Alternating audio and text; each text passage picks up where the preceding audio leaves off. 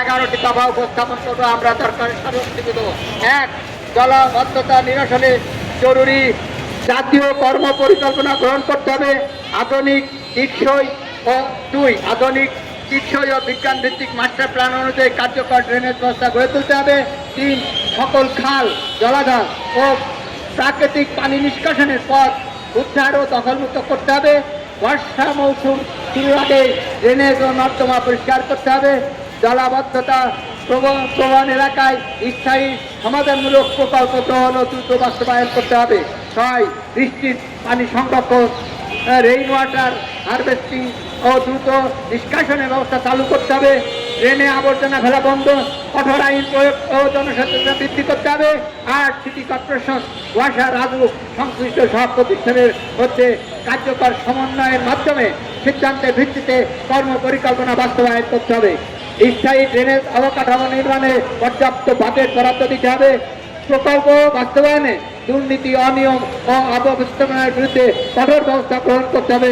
নাগরিকদের জন্য নিরাপদ পরিচ্ছন্ন ও বাসযোগ্য জলাবদ্ধতা মুক্ত সহ নিশ্চিত করতে হবে এই 11। এছাড়াও শিক্ষামন্ত্রীর কাছে আমার একটা প্রশ্ন থাকবে যে এসএসসি পরীক্ষা মার্চ মাসে এবং এইচএসসি পরীক্ষা মে মাসের মধ্যে শেষ করতে হবে, যাতে এই কমর মধ্যে শিক্ষার্থী ট্রেনে পড়ে আর তার পরীক্ষা ব্যাহত না হয় এবং অগণিত শিশু তারা পরীক্ষা দিতে যেতে পারে না, তাদের ভবিষ্যৎ কী হবে। সেই কারণেই দ্রুত এই ব্যবস্থা সহ আমরা শিক্ষামন্ত্রীর পদত্যাগ দাবি করে আমরা এখানে এই বাংলাদেশ কংগ্রেসের সমস্ত মানববন্ধন সমাপ্তি ঘোষণা করছি। আর মানববন্ধনে সমবেদনা গ্রহণ করছি সবাইকে। ভালো আর ভালো বাইরে কেমন ভিতরে সবাই সমান রাঙ্গা কবি বলেছেন নিষ্ঠা শুনিনি ভাই হৃদয়ের চাইতে বড় কোনো মন্দির কাবা নাই। সুতরাং হিন্দু মুসলমান একই প্রিন্টের দুটি ফুল। তাই আজকে রথযাত্রা সফল হোক, সার্থক হোক। এই রথযাত্রা উপলক্ষে হিন্দু সম্প্রদায়ের ভাই বোন বন্ধুদের বাংলাদেশ কংগ্রেসের পক্ষ থেকে সংগ্রামী শুভেচ্ছা জানাচ্ছি।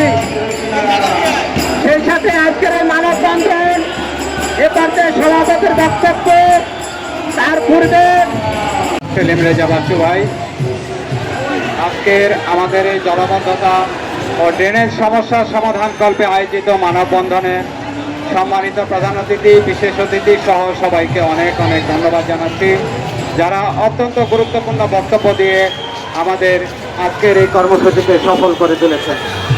আমি সর্বশেষে সরকারের কাছে একটাই অনুরোধ করব, আমরা দেশের বিভিন্ন সিটি কর্পোরেশনের নাগরিকবৃন্দ সঠিক সময়ে কর প্রদান করেও কেন আমরা নাগরিক সুবিধা পাচ্ছি না, এই প্রশ্নের উত্তর আপনাকে আমাদেরকে দিতেই হবে। তো বাংলাদেশ কংগ্রেসের সকল স্তরের নেতাকর্মীকে কৃতজ্ঞতা জানিয়ে আমি আজকের কর্মসূচি এখানেই সমাপ্তি ঘোষণা করছি। বাংলাদেশ কংগ্রেসের মূলনীতি সুস্থ ধারার রাজনীতি। পরীক্ষা ফেব্রুয়ারি মাসেই সম্পন্ন করা উচিত। তাহলে সরকার যদি এই উদাসীন সিদ্ধান্ত না নিত, আজকে কোমলমতি শিক্ষার্থীরা তারা এই ঢাকা শহরের অব্যবস্থাপনার মতো করে ড্রেনের পানি মলমূত্রের ভিতরে তারা জলাশয় পানিতে আজ বিপদগ্রস্ত